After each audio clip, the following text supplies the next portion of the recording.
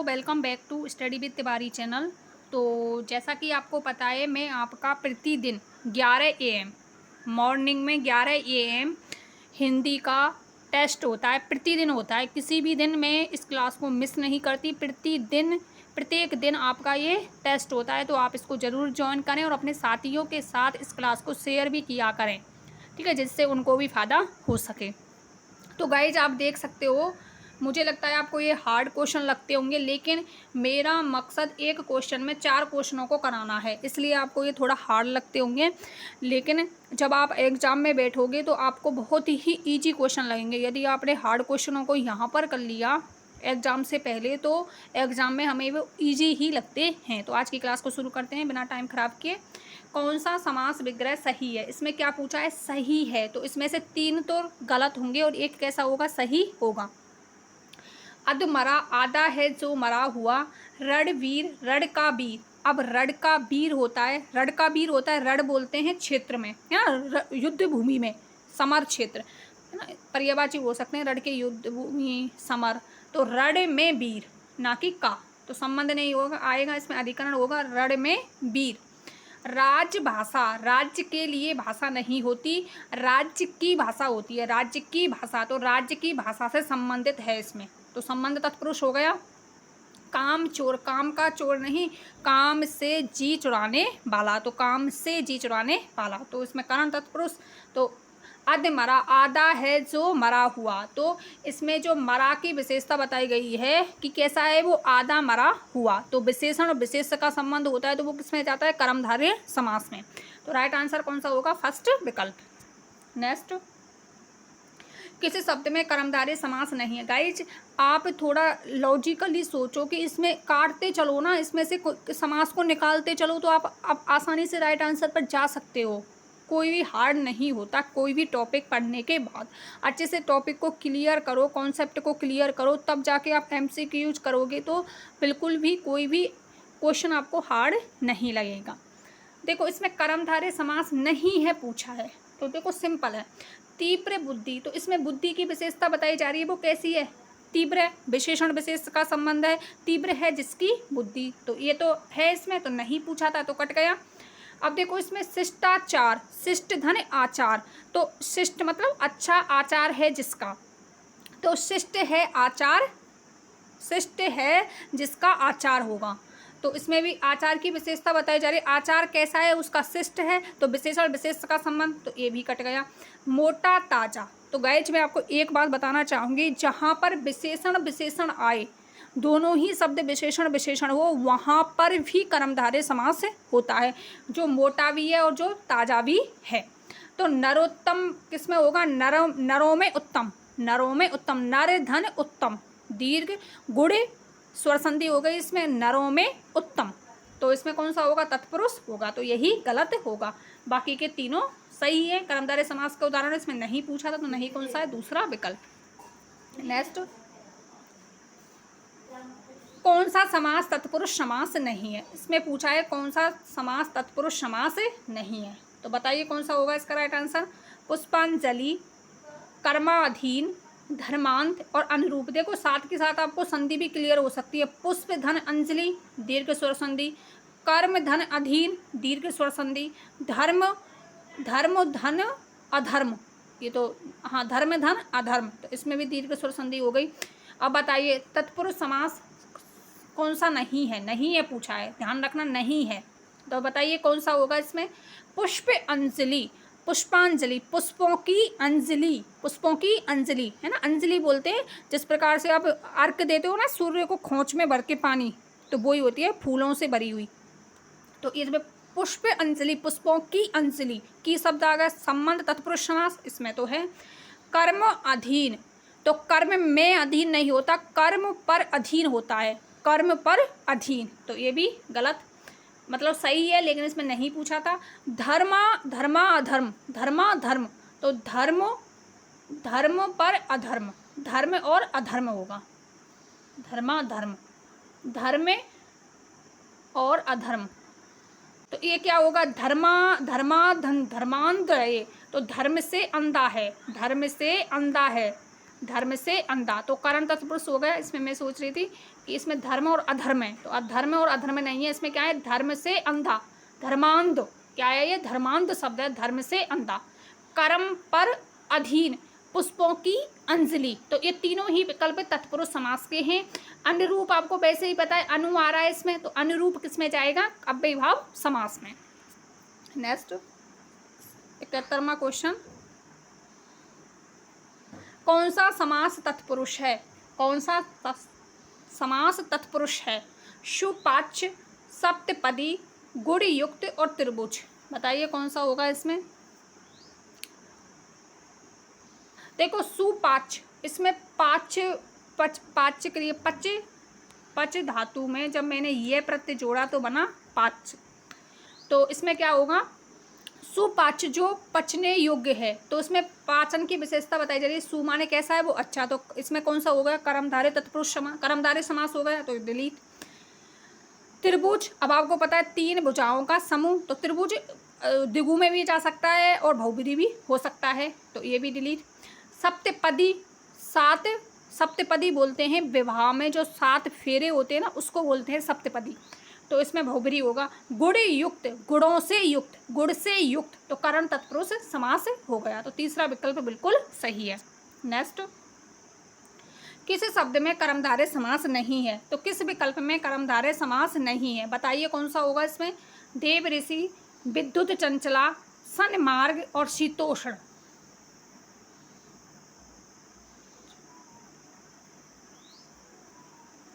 बताइए कौन सा होगा।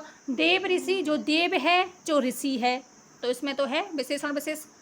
विद्युत चंचला, तो विद्युत की विशेषता बताई जा रही है, वो कैसी है, चंचल, तो इसमें भी है। शीतोष्ण, शीत है जो उष्ण है, इसमें भी है। सन्मार्ग, सतह है मार्ग जिसका, तो इसमें भी है, तो चारों विकल्पों में है, तो ये क्वेश्चन बोनस मिलेगा आपको इसमें। कौन सा समास विग्रह सही है, सही बताना है आपको। फूल, फल, फूल, फल और फूल। श्रम जीवी, श्रम का जीवी। रेल यात्रा, रेल की यात्रा। मोहो आंध, मोहो से अंधा, तो बताइए कौन सा होगा। उसी प्रकार से धर्मांत शब्द था ना, उसी अगले क्वेश्चन में अभी गया है जस्ट, मोहांत और धर्मांत, मोहो से अंधा, तो ये बिल्कुल सही है, करण तत्पुरुष हो गया इसमें। मोहो से अंधा, तो मोहो यहाँ पर साधन का काम कर रहा है, किसका काम, साधन का, तो मोहो से अंधा, तो बिल्कुल सही है। रेल यात्रा, रेल की यात्रा होती है कि रेल द्वारा यात्रा होती है, रेल द्वारा यात्रा, तो गलत हुआ। श्रम जीवी, श्रम, श्रम जीवी, श्रम पर जीवी है ना, श्रम से जीवी, तो ये भी गलत हो गया। फल फूल, फल और फूल नहीं होगा, क्योंकि ये दोनों एक ही जाति के हैं, तो फल फूल आदि होगा, समाहार दंड होगा। इस जो विग्रह इसका जो गलत है समास विग्रह, इसका जो विग्रह होता वो होता फल फूल आदि, तो ये भी गलत। नेक्स्ट, इसको आपको पता चल गया, श्रम पर जीवी, ये क्या होता, श्रम पर जीवी, रेल द्वारा यात्रा, फल फूल आदि। निम्नलिखित में से बहुब्री समास कौन सा है, बहुब्री समास बताना है आपको। दाल भात, नक चढ़ा, जीवन मरण और चौकोर, बहुब्री समास बताइए। देखो चौकोर, 4 कोरों का समूह, दिगु में गया, कट गया। जीवन मरण, जीवन या मरण, जीवन या मरण, तो किस कौन में गया, द्वंद्व में गया, कट गया। दाल भात, दाल भात आदि, दाल भात आदि, तो इसमें ये भी द्वंद्व में गया। नक चढ़ा है ना, नाक दो, नक चढ़ा, तो ये नक चढ़ा हम किसी व्यक्ति विशेष को बोल सकते हैं।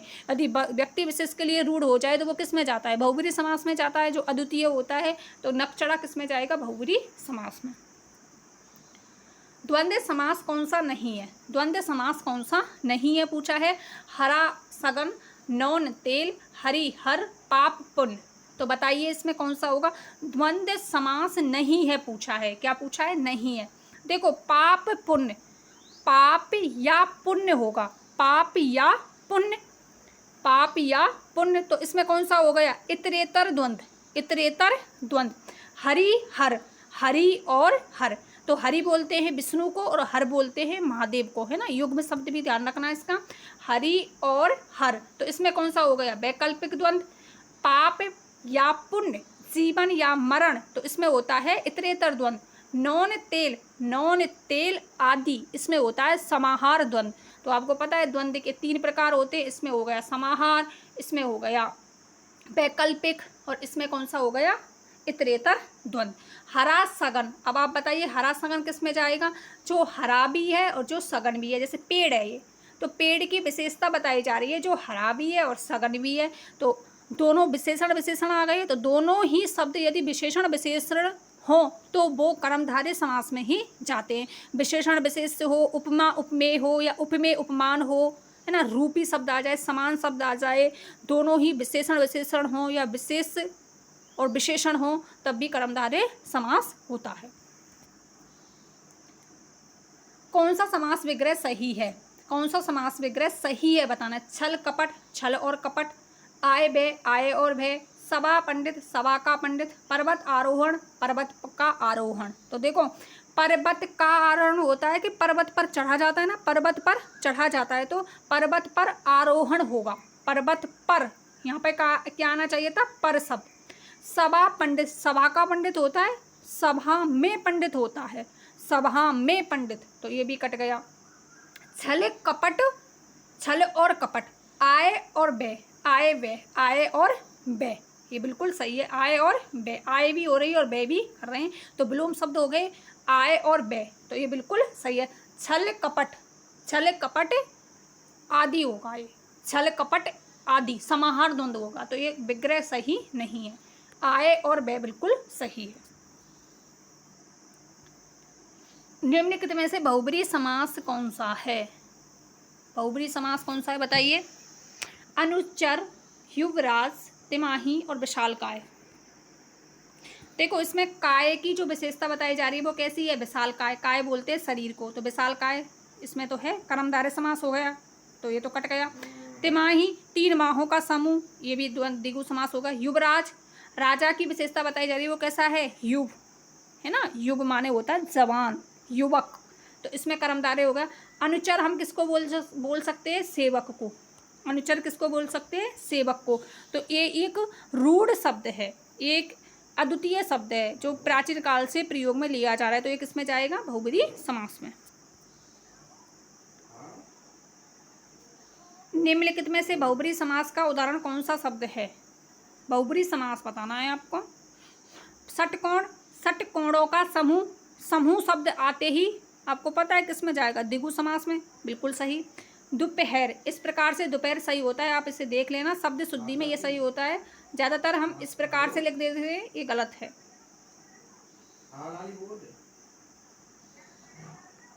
दोपहर के बाद का समय, बिल्कुल सही है।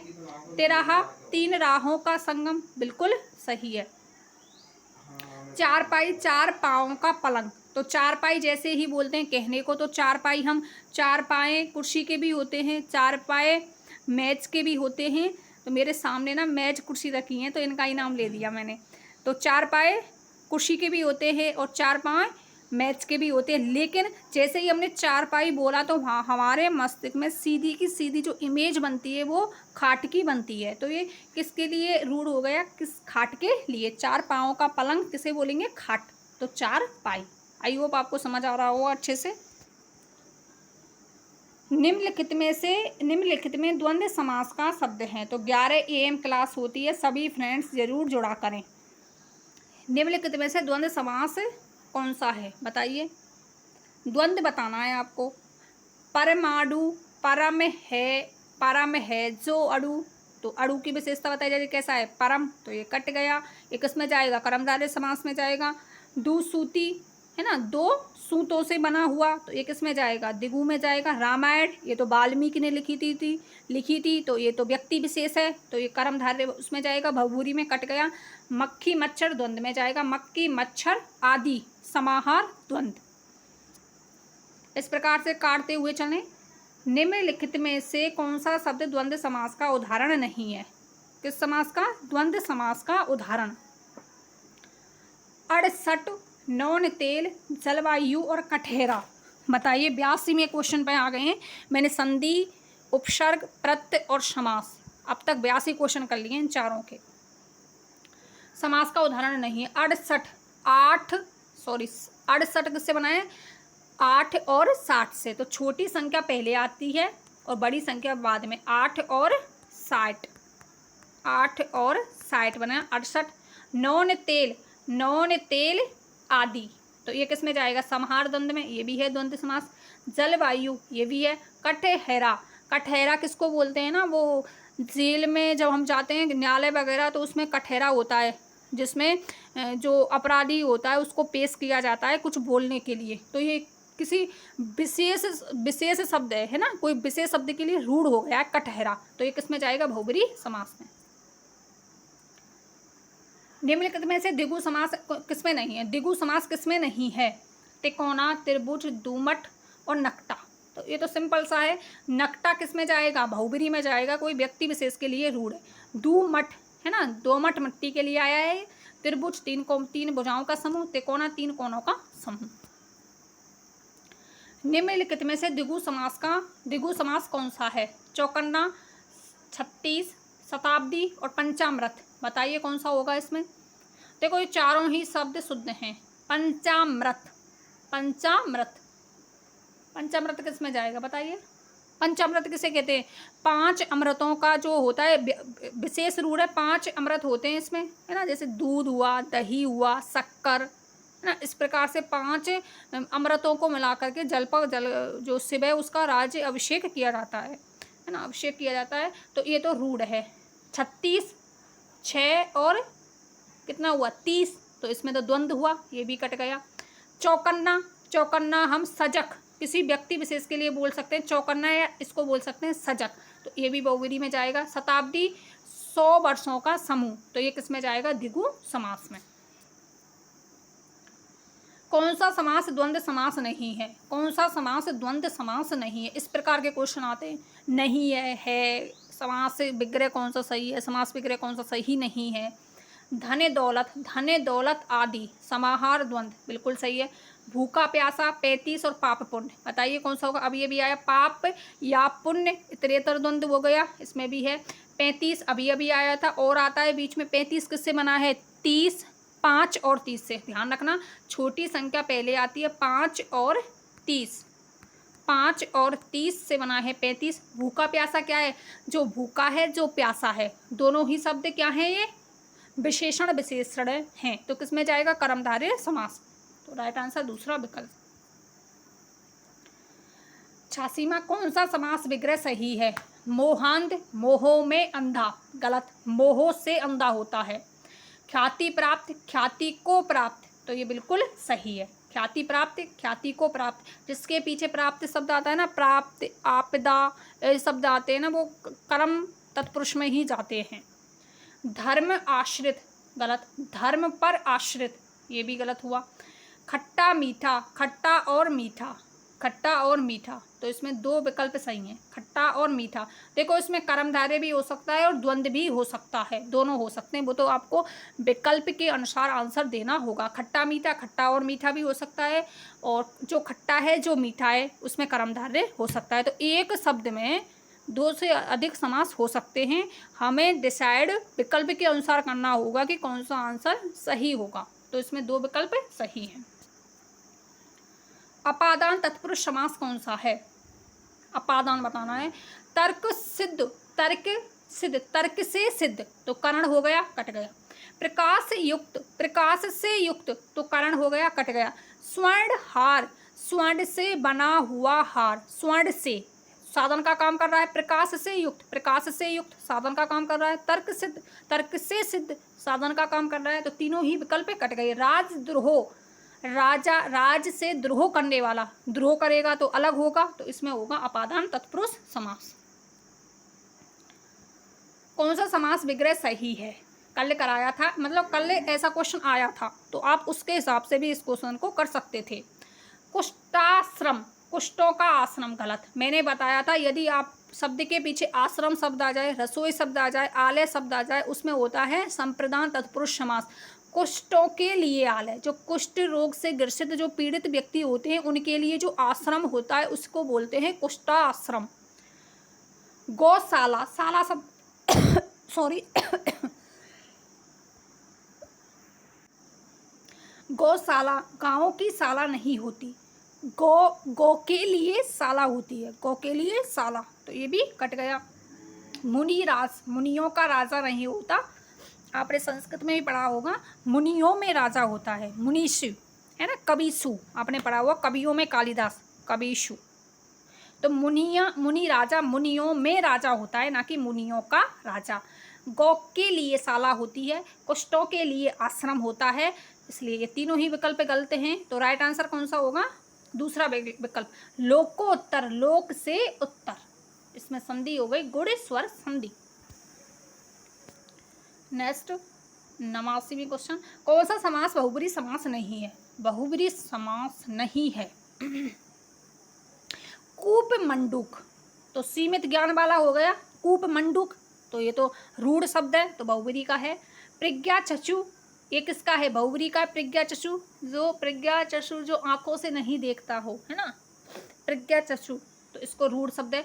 चक्षुश्रवा, अब आपको पता है चक्षुश्रवा किसका पर्यायवाची है? सर्व का पर्यायवाची है ना, तो ये भी रूढ़ शब्द है, तो ये भी गया।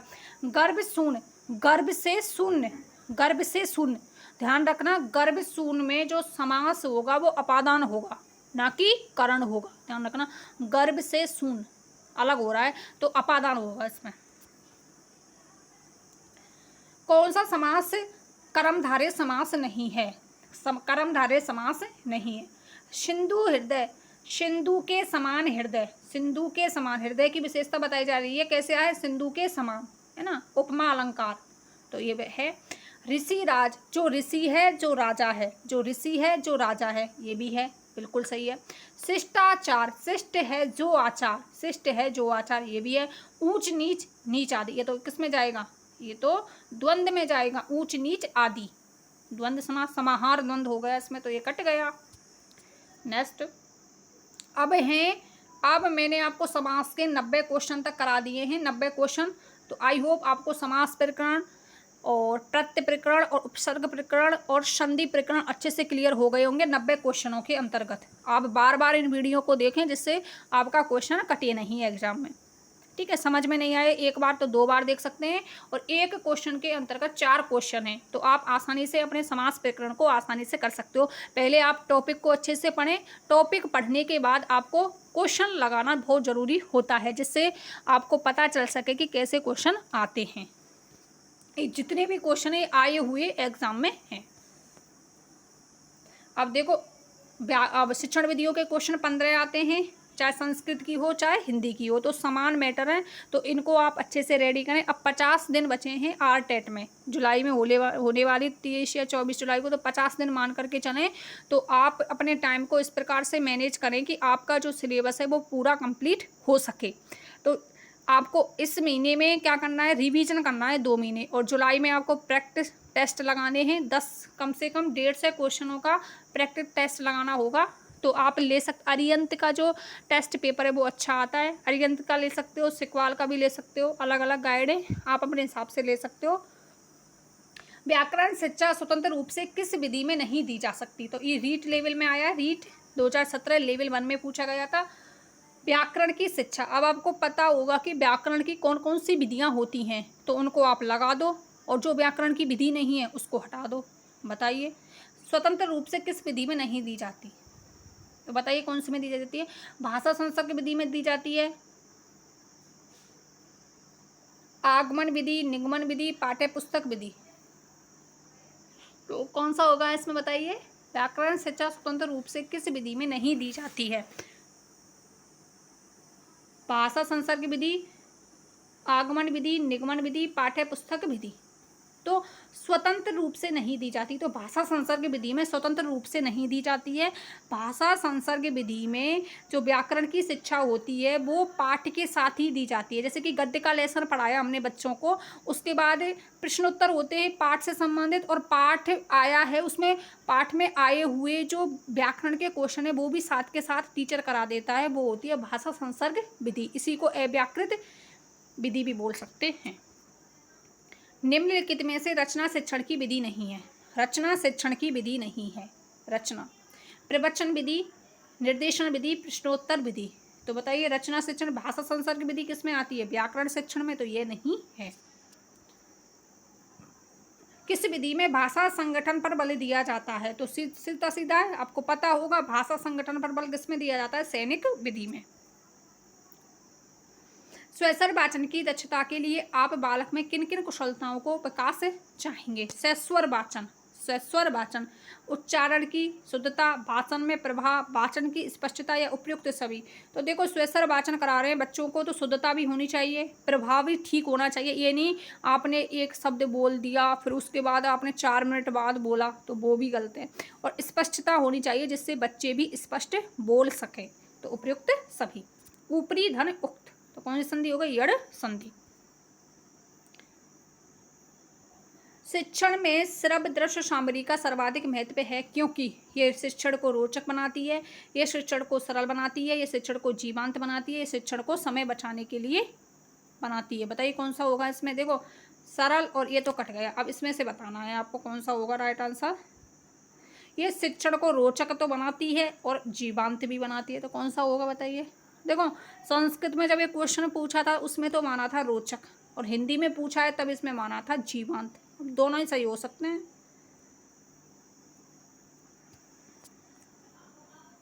निदानात्मक परीक्षाएं ली जाती हैं कमजोर छात्रों का पता लगाने के लिए, प्रतिभाशाली छात्रों का पता लगाने के लिए, दोनों प्रकार के छात्रों का पता लगाने के लिए, उपयुक्त में से कोई नहीं।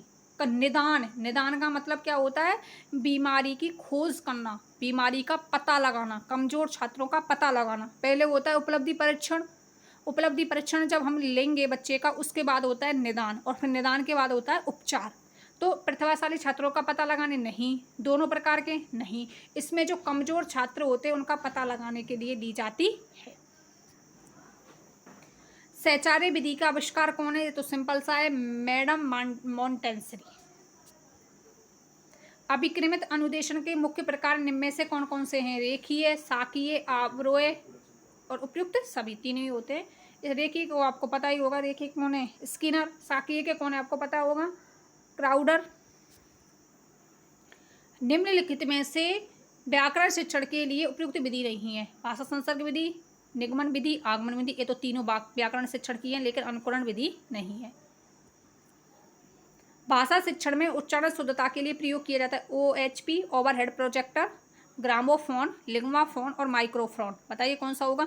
भाषा शिक्षण, तो भाषा से संबंधित कौन सा होगा? लैंग्वेज, लैंग्वेज से संबंधित कौन सा होगा? लिंग्वाफोन। वस्तुनिष्ठ प्रश्नों की उपयोगिता का मुख्य कारण क्या है? ये पूछा गया क्वेश्चन है।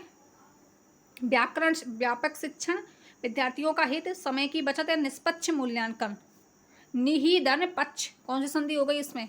विसर्ग संधि। वस्तुनिष्ठ प्रश्नों की उपयोगिता का मुख्य अर्थ क्या है? निष्पक्ष मूल्यांकन होता है, इसीलिए तो वस्तुनिष्ठ परीक्षाएं वैधतापूर्ण होती हैं, व्यवहारिक होती हैं।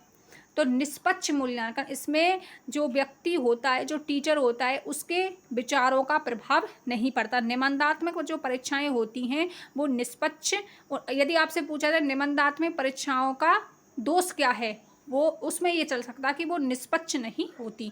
तो वस्तुनिष्ठ जो प्रश्न होते हैं वो कैसे होते हैं? निष्पक्ष मूल्यांकन होता है, किसी के भी मन का प्रभाव नहीं। विद्यार्थियों के अर्जित ज्ञान की परीक्षा के लिए हेतु कौन से प्रश्न पूछे जाते हैं? विद्यार्थियों ने अर्जित ज्ञान कर लिया तो उसकी परीक्षा के लिए कौन से प्रश्न पूछे जाएंगे? अर्जित ज्ञान के लिए प्रस्तावना प्रश्न, ये तो पूर्व ज्ञान के लिए पूछे जाते हैं। निबंधात्मक प्रश्न, ये तो पाठ के अंत में पूछे जाते हैं। समस्यात्मक प्रश्न, ये भी पाठ के अंत में। तो कौन सा होगा इसमें? बोध प्रश्न। जो विद्यार्थी ने अर्जित ज्ञान कर लिया तो बीच बीच में टीचर खड़े करके पूछ सकता है कि आपने कितना ग्रहण किया है, तो बीच बीच में जो पूछे जाते हैं वो होते हैं बोध प्रश्न। नेक्स्ट, एक दो क्वेश्चन है बस, सेकंड लास्ट क्वेश्चन। उपचारात्मक शिक्षण द्वारा अध्यापकों की कमी का उपचार नहीं, अध्यापकों की कमी का उपचार किया जाएगा कि अध्यापक हमारी कमियों का, बच्चों की कमियों का करेंगे। हमारी मतलब जैसे हम पढ़ रहे हैं तो हमारी कमियां, हम पढ़ा रहे हैं किसी को तो बच्चों की कमियां। छात्रों के घायल होने का उपचार, अरे घायल से क्या मतलब है इसमें? छात्रों की उपयुक्त सभी होगा नहीं, तो छात्रों की कमजोरियों का निदान करने हेतु शिक्षण करते हैं। छात्रों की कमजोरियों का निदान करने के लिए क्या करते हैं? शिक्षण करते हैं, वो होता है उपचारात्मक शिक्षण।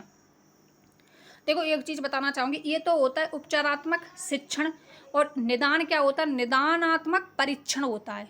निदान होता है परीक्षण और उपचार होता है शिक्षण। इस वर्ड को भी आप ध्यान रखना, निदान परीक्षण होता है और उपचार होता है शिक्षण।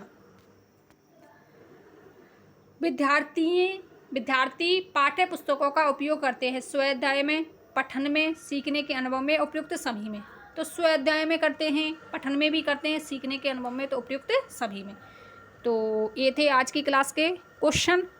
तो ये टेस्ट लगभग आपके टेस्ट 13 से 14 हो गए हैं। तो आप प्रत्येक टेस्ट को देख सकते हैं यदि आपने अभी तक नहीं देखा है, और नए हो तो चैनल को सब्सक्राइब कर लेना। अपने फ्रेंड्स के साथ भी क्लास को शेयर किया करें, और यदि लेटेस्ट अपडेट पाने के लिए बेल आइकन को प्रेस कर लें, जिससे आने वाली नई वीडियो का नोटिफिकेशन आपको मिल सके।